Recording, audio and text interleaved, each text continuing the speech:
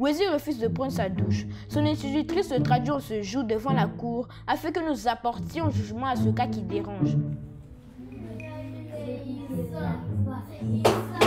Silence! Wesley a demandé à la barre. Wesley, toujours vous. Qu'avez-vous à refuser de prendre la douche? Oui, votre honneur, mais je suis fatigué de cette question. Même à la maison, on me l'a posée dans le même thème. J'ai répondu. Ici encore, la même question revient. Maître Atebi, l'accusé est à vous. Merci, votre honneur. Wesley, êtes-vous à l'aise? Oui, je suis à l'aise. Non. Je voudrais savoir si vous êtes à l'aise dans votre peau. Oui, je suis à l'aise. Pas de mauvaise odeur? Non.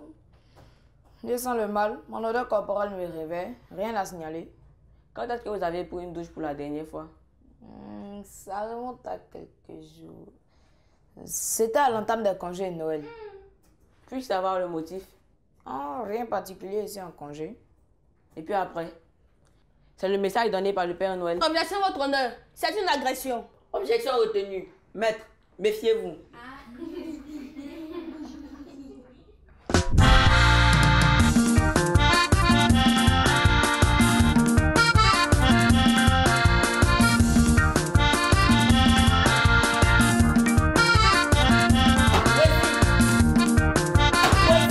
Excusez-moi, votre honneur.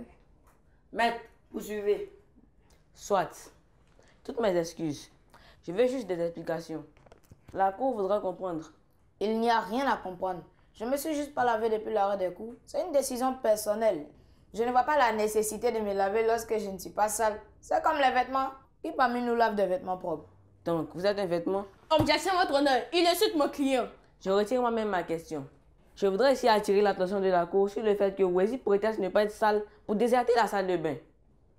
Je ne sais avec quel instrument il apprécie son état de propreté, mais il indispose son entourage dont ma cliente qu'il a traduite ici devant la cour. Il dit qu'il sent le mal. Cette senteur gêne et je pense que pour vivre en communauté, il faudrait s'abstenir de gêner son entourage. Ce sera tout pour moi, votre honneur. Silence! Maître Ndri, approchez-vous s'il vous plaît. Merci, votre honneur. Wesley, expliquez à l'Assemblée pourquoi vous avez pris cette décision. J'ai pris cette décision pour le bien de tous. Le congé sert à se reposer. Pendant l'année, j'ai beaucoup travaillé. Je me lève tôt pour me laver et prendre la route de l'école. Me rendant à l'école à pied, il est évident que je transpire beaucoup. Dans ce cas, mon corps colle et je sens mauvais. Je suis obligé de me laver. Mais pendant les congés, je ne transpire pas. Je passe toutes mes journées à la maison. Je ne sors pas du tout. Ma nounou exige que je me lève tôt le matin à la même heure que lorsque je vais au cours pour me laver à l'eau chaude. Lorsque je ne me réveille pas tôt, elle refuse de chauffer mon eau. Je ne peux pas me laver à l'eau froide dans cette période d'un matin. Et une fois mon bain pris, il m'est difficile de dormir à nouveau. Du coup, je ne me repose pas durant ces congés. Voici les faits qui ont motivé ma décision. Président, les congés sont précieux pour tout enfant. La santé également doit être préservée. Mon client a expliqué les raisons qui l'ont amené à agir ainsi. C'est là même qu'il est traduit devant la cour. A-t-elle raison de le priver d'eau chaude en période de fraîcheur? Votre honneur, je n'ai plus d'autres questions pour lui. Par contre, je souhaiterais poser deux petites questions à cette dame si vous le permettez. Bien. Monsieur Wesley, veuillez regarder votre siège. Faites venir la nounou. La nounou de Wesley a demandé à la barre.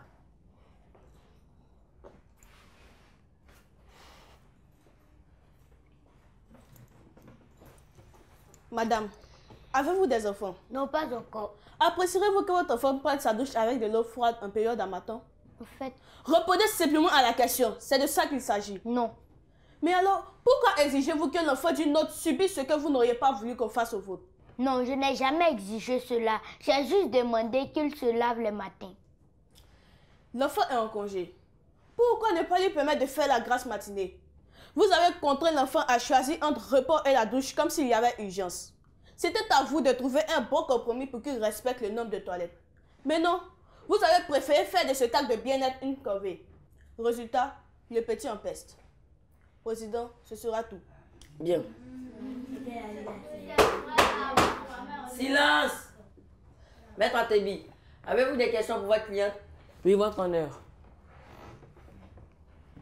Mademoiselle, expliquez à la cour la raison qui a suscité votre décision.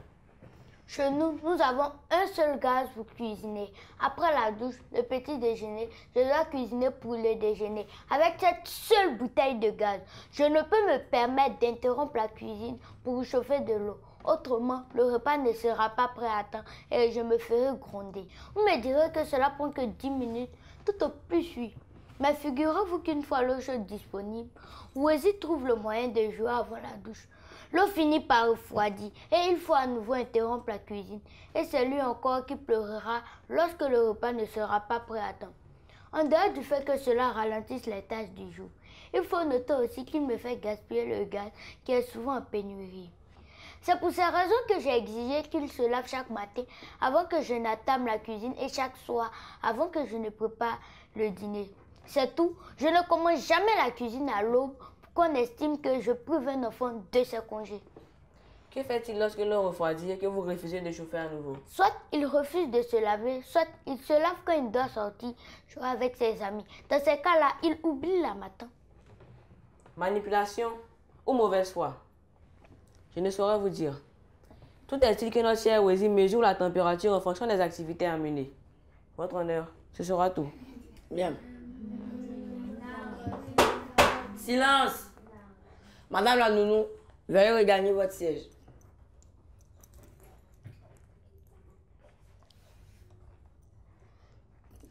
La séance est suspendue. Le temps de préparer mon verdict.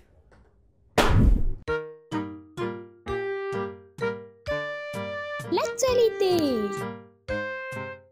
Hello chers amis et bienvenue dans votre rubrique Exploration. Aujourd'hui, je vous emmène à la découverte de Blocos. Cerné par le béton qui gagne la capitale économique ivoirienne, le lieu a su résister et conserver les traditions de la lagune ébouillée. Blocos résiste encore et toujours à la vie citadine. Mieux, les Hébriers ont résisté et maintenu leur culture au sein même de la grouillante mégapole. Aujourd'hui, Blocoso, comme certains l'appellent, est l'un des 60 villages hébriers encore présents en ville. Et sans doute le plus emblématique, au vu de sa résistance historique face aux colons puis à l'État ivoirien. Le bout de terre a toujours son chef de village. Un territoire réputé inaliénable et des traditions bien ancrées. L'âme de Blocos plane toujours et ses habitants réputés fiers perpétuent l'une des plus grandes traditions de l'ethnie. La fête de génération tous les 16 ans et la fête de catégorie tous les 4 ans. Je vous invite à la découverte de Blocoso. Merci de nous avoir suivis. Au revoir et à très bientôt. La toilette est une obligation pour tout individu qui veut être en bonne santé. Cela permet d'éviter les maladies de peau ou même de s'indisposer avec des odeurs nauséabondes. Se laver avec de l'eau froide également permet de conserver sa jeunesse.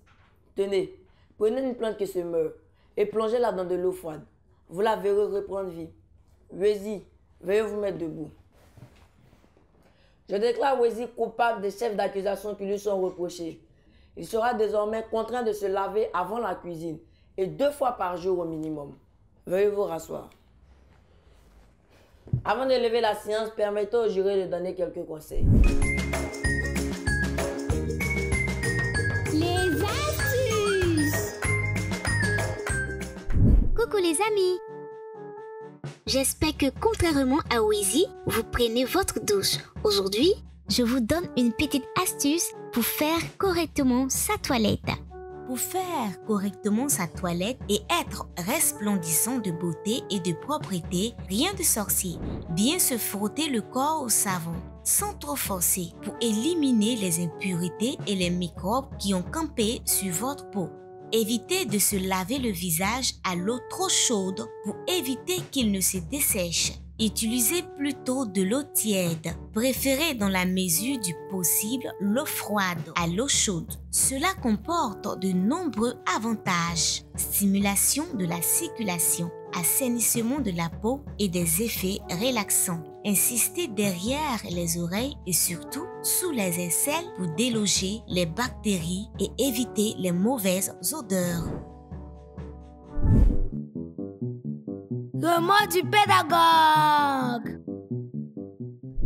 Salut les enfants. Aujourd'hui, nous allons parler de l'hygiène corporelle.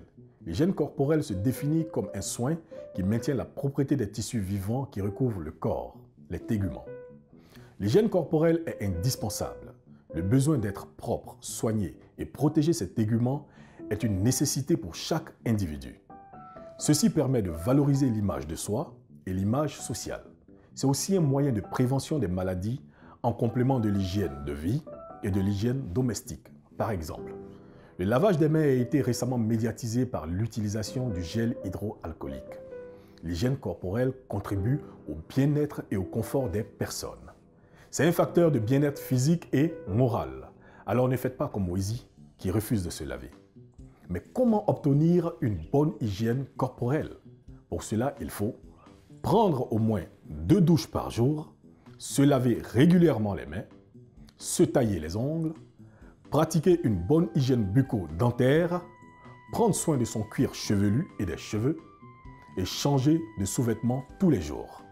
Chers parents, vous avez la responsabilité d'enseigner vos enfants les différentes mesures destinées à la préservation de leur hygiène corporelle afin d'éviter le développement et la propagation de certaines maladies et infections causées par la saleté. Chers enfants, être propre est une obligation pour grandir sainement, en bonne santé et fort comme Didier Drogba. Appliquez ces conseils et soyez toujours propre. Allez, à la prochaine! Éducation civique et morale. Je me préserve des maladies liées au manque d'hygiène. Je me forme. Qu'est-ce que l'hygiène? L'hygiène est l'ensemble des règles et des pratiques qui permettent de préserver ou d'améliorer sa santé. Les principales règles d'hygiène sont l'hygiène corporelle, se laver, se brosser les dents, s'entretenir les cheveux, se couper les ongles. L'hygiène alimentaire, se laver les mains avant de manger, protéger ses aliments. L'hygiène vestimentaire, porter des vêtements propres. L'hygiène environnementale, balayer la cour, jeter les ordures dans la poubelle.